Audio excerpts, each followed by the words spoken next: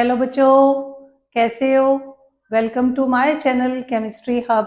और मैं हूं तुम्हारी केमिस्ट्री टीचर नीलम जैन। हमने इससे पिछली वीडियो में पूरा क्लीनिंग एक्शन ऑफ सोप किया था। आज मैं तुम लोग को समझाऊंगी differences in soap and detergents. अब जब हम लोगों ने बेटा सोप बना ली तो डिटर्जेंट्स बनाने की क्या जरूरत थी। रीजन कुछ और ही है कि कई बार हमारे घर में, जैसे जिनके घर में ट्यूबवेल लगा हुआ है या फिर हैंड पंप लगे हुए हैं, वहां पे बेटा पानी हार्ड आता है। हार्ड पानी का मतलब क्या है? Hard water. हार्ड वाटर वो होता है बच्चे जिसके अंदर इट कंटेन्स कैल्शियम और मैग्नीशियम सॉल्ट्स। जब कैल्शियम और मैग्नीशियम के सॉल्ट्स आते हैं ना किसी के घर में पानी के अंदर, तो वो लोग कपड़े धोने के लिए या अपने हेयर क्लीन करने के लिए सोप नहीं यूज कर सकते, because then soap will react with calcium and magnesium ion which are present in water and they form scum. Scum का मतलब होता है एक बड़ा गंदा सा प्रेसिपिटेट सा बन जाएगा। उससे रादर हमारे कपड़े और ज्यादा गंदे हो जाएंगे। तो साइंटिस्ट ने सोचा अब जिनके घर में हार्ड वाटर आ रहा है तो क्या वो कपड़े नहीं धोएंगे। तो इसलिए उन्होंने कहा कि कुछ नया बनाते हैं। तब बनाएंगे डिटर्जेंट्स। तो डिटर्जेंट्स को हम क्या बोलते हैं? Detergents are soapless soap. मतलब कि फॉर्मूला वाइज अगर मैं कहूं कि केमिकल फॉर्मूला क्या है, तो ये सोप से बिल्कुल अलग है। इनका फॉर्मूला सोप जैसा नहीं है। पर अगर काम पूछा जाए कि क्या करेंगे, तो जो सोप काम करती है वो ही डिटर्जेंट भी काम करती है। तो ये साबुन ऐसी साबुन है जिसमें साबुन वाला फॉर्मूला नहीं है। या कहोगे तुम the detergents are soapless soap. तो इसका मतलब सोप में क्या फॉर्मूला था? सोप के अंदर होता है दीज आर सोडियम और potassium salts of long chain carboxylic acids। ये तो हो गया अपना सोप का फॉर्मूला। इसके ऑपोजिट दूसरा अगर मैं लूं कि डिटर्जेंट्स क्या होते हैं, डिटर्जेंट्स आर अमोनियम और सल्फोनेट। देखो अब फॉर्मूले चेंज हो रहे हैं। सल्फोनेट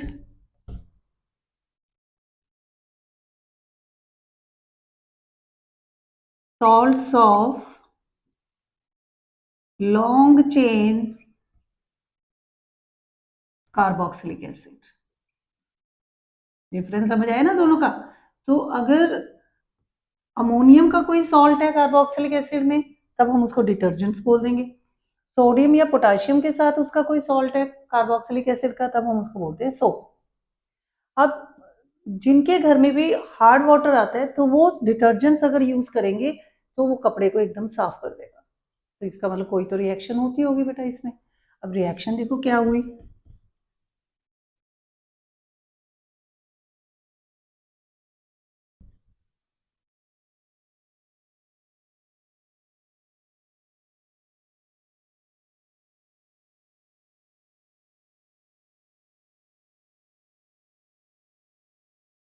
हार्ड वाटर का सिंबल मैंने बताया कि हार्ड वाटर क्यों होते हैं, क्योंकि उसके अंदर कैल्शियम या मैग्नीशियम के सॉल्ट्स होते हैं। अब अगर हार्ड वाटर अपना सोप से रिएक्ट करेगा तो सोप का फॉर्मूला C17H35COONA, ये ले लिया हमने। Na के ऊपर पॉजिटिव चार्ज, ऑक्सीजन पे negative charge, this is soap. अब अगर मैंने इस पानी के अंदर हार्ड वाटर डाल दिया तो हार्ड वाटर में होते हैं कैल्शियम के salts, this is hard water. अब क्या होगा? कैल्शियम की वैलेंसी होती है 2। देखो दो पॉजिटिव चार्ज है। सोडियम की वैलेंसी है 1। तो इसका मतलब कैल्शियम ने सोडियम को रिप्लेस कर देना है इस पोर्शन के साथ। फॉर्मूला क्या बनेगा? C17H35COO। दो बार लिखना पड़ेगा तुम्हें यहाँ पे, साथ में कैल्शियम और 2 सोडियम बाहर आ जाएंगे। अब यहाँ पे 2 सोडियम से बना रहे हैं तो बैलेंस करोगे यहाँ पे 2 आएगा। ये जो एक कंपाउंड बना ना, this is known as scum, और इसको बोला जाता है प्रेसिपिटेट। तो ये कपड़ों को और ज़्यादा गंदा कर देगा, स्कम लग जाएगा। मान लो कि मैंने हैंकी ही साफ़ करना है, हैंकी के ऊपर उसको अगर वॉश करना है बेटे, अपने को हल्का सा पानी तो डालना ही पड़ेगा। अब वो वाटर अगर हमने हार्ड वाटर डाल दिया तो उसका मतलब हमने कैल्शियम के आयंस डाल दिए। फिर जब उस पर साबुन रगड़ोगे तो ये स्कम बनना शुरू हो जाएगा, और ये रादर स्कम उस हैंकी के ऊपर चिपक जाता है और उस हैंकी को और गंदा कर देगा, तो हम तो यूज़ ही नहीं कर सकते। तो हार्ड वाटर के अंदर कभी भी हम सोप नहीं यूज़ कर सकते, जबकि डिटर्जेंट्स में ऐसा नहीं होता है। Detergents can be use in hard water. इसके अकॉर्डिंग तुम्हारे एक एक्टिविटी दी हुई है, उस एक्टिविटी में देखो कैसे बताया उन्होंने। दो एक्टिविटीज है रादर। एक तो पहले hard water and soft water में सोप डाल के देखते हैं। एक्टिविटी 4.11, उसमें हमें 2 टेस्ट ट्यूब्स लेनी है। एक टेस्ट ट्यूब के अंदर सॉफ्ट वाटर लो और दूसरे के अंदर हार्ड वाटर ले लो।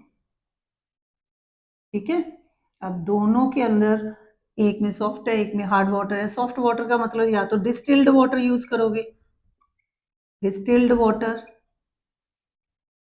आरओ के बाद जो होता है, या रेन वाटर, ये भी डिस्टिल्ड होता है बेटा। और जो हार्ड वाटर होता है we get either from tubewell और फ्रॉम हैंड पंप, जो जमीन में से निकल के आता है। ठीक है ना, उनमें से हार्ड कैल्शियम वगैरह के सॉल्ट आ जाते हैं, मैग्नीशियम के सॉल्ट आ जाते हैं। अब दोनों के अंदर हमने सोप का सोल्यूशन ऐड कर देना, सोप सोल्यूशन, इधर भी सोप सोल्यूशन ऐड कर दो और अच्छे से दोनों को शेक कर दो। जैसे ही तुम इसको शेक करोगे, सोप सोल्यूशन जो सॉफ्ट वाले में डाला था वहां तो एकदम बढ़िया से ऐसे झाग बन जाएंगे। It will form a lot of foam, झाग बनेंगे। जबकि जब हार्ड वाटर के अंदर डाला तो एकदम से कर्डी से प्रेसिपिटेट बन जाएंगे। जैसे कुछ प्रेसिपिटेट से गंदे गंदे से स्कम बन जाएगा, स्कम बनेगा यहाँ। तो सोप जो होती है that can not be used in hard water, because in hard water it will produce scum and it does not help in cleaning the cloth. जबकि सोप वाटर, सॉफ्ट वाटर के अंदर soap solution बहुत अच्छे से कपड़े साफ कर देगा। पर हर शहर के अकॉर्डिंग, हर जगह के अकॉर्डिंग, हर किसी ने कपड़े धोने हैं तो उनको तो डिटर्जेंट भी चाहिए थे, इसलिए फिर डिटर्जेंट्स बनाए गए। अब डिटर्जेंट्स क्या हार्ड वाटर में यूज होते हैं, उसके लिए एक एक्टिविटी फिर आ गई अपने सिलेबस में। एक्टिविटीज को अच्छे से समझ के जाना, क्योंकि सीबीएसई का जो एग्जाम होता है ना, एक्टिविटी बेस्ड कई बार बहुत ज्यादा आ जाता है।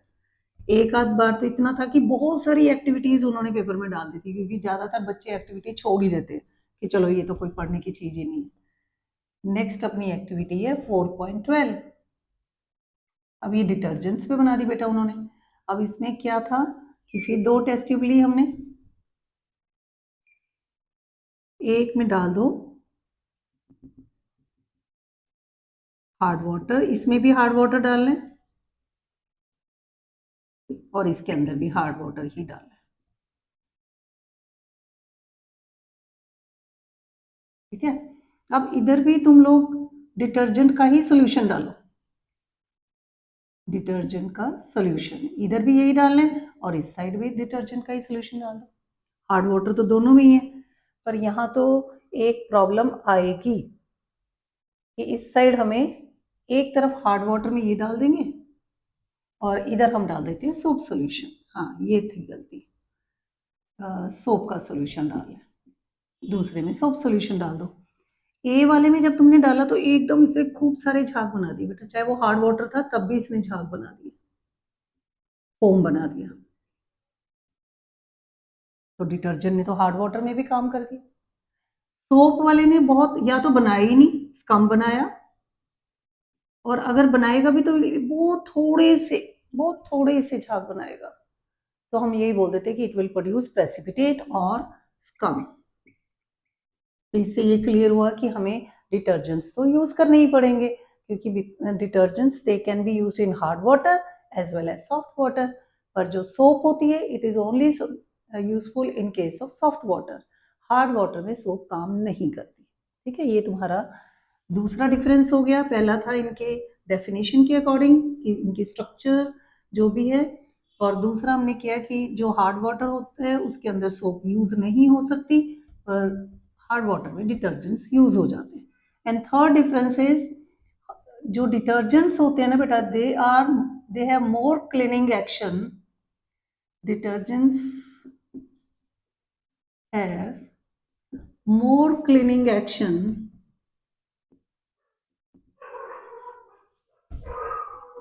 Then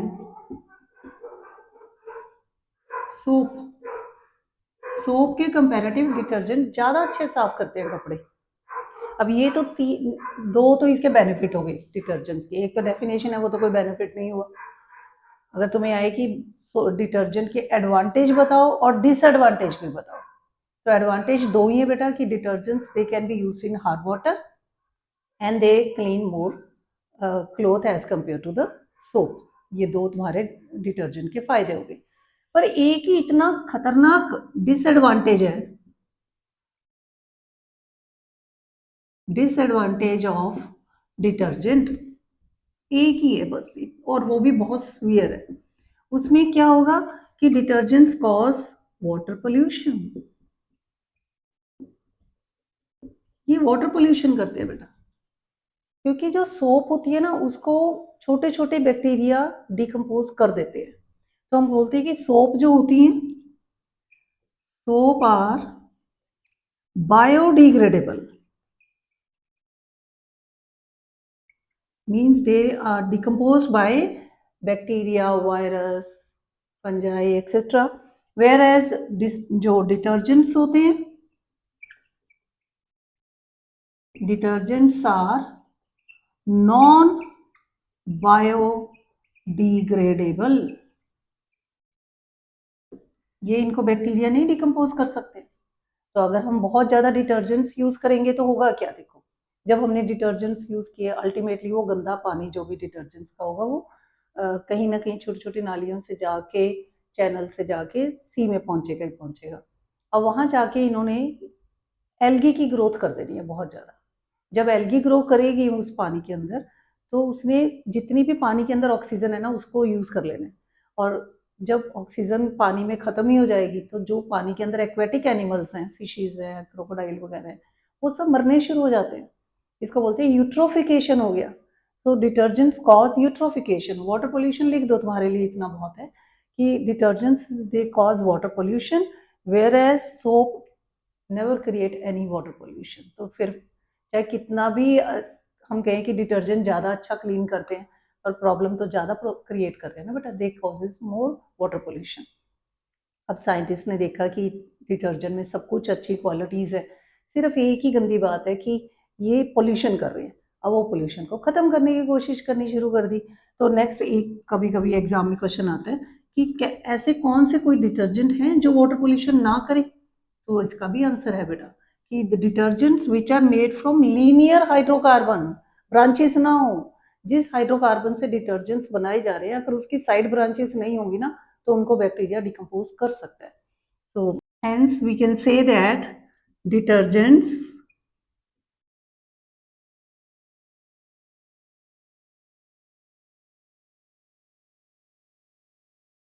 which are made from linear hydrocarbons,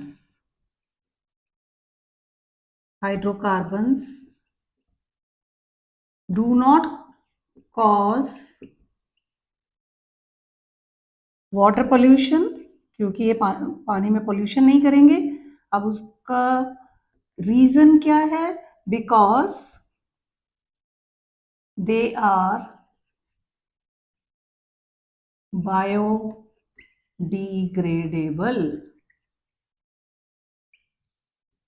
right. तो ये बेटा हमारा हो गया आज पूरा differences in soap and detergents complete किया। इसको अच्छे से समझना, शॉर्टकट करके बताती हूँ अगर तुम्हें छोटा 2 मिनट में ही पढ़ना है कि detergents are not the soap because they are chemically their formula is different from the soap. They are ammonium or sulfonate salts of long chain carboxylic acid, whereas soaps are sodium or potassium salts of long chain carboxylic acid. Second difference आता है कि soap cannot be used in hard water, whereas detergents can be used in hard water. And third, detergents clean more clothes as compared to soap. Cleaning action detergents में ज़्यादा होता है, पर एक ही disadvantage है कि detergents they create water pollution. अब वो वाटर पोल्यूशन ना करें तो हम क्या करते हैं कि हम कोई लीनियर हाइड्रोकार्बन से डिटर्जेंट्स बना लेते हैं। तो ये तुम्हारा हुआ सारा डिफरेंसेस का काम खत्म। इनको अच्छे से पढ़ना बेटा। कोई डाउट आए तो कमेंट बॉक्स में लिखना। वीडियो अच्छी लगी तो इसको शेयर करना, सब्सक्राइब करना और लाइक करना। थैंक यू बेटा।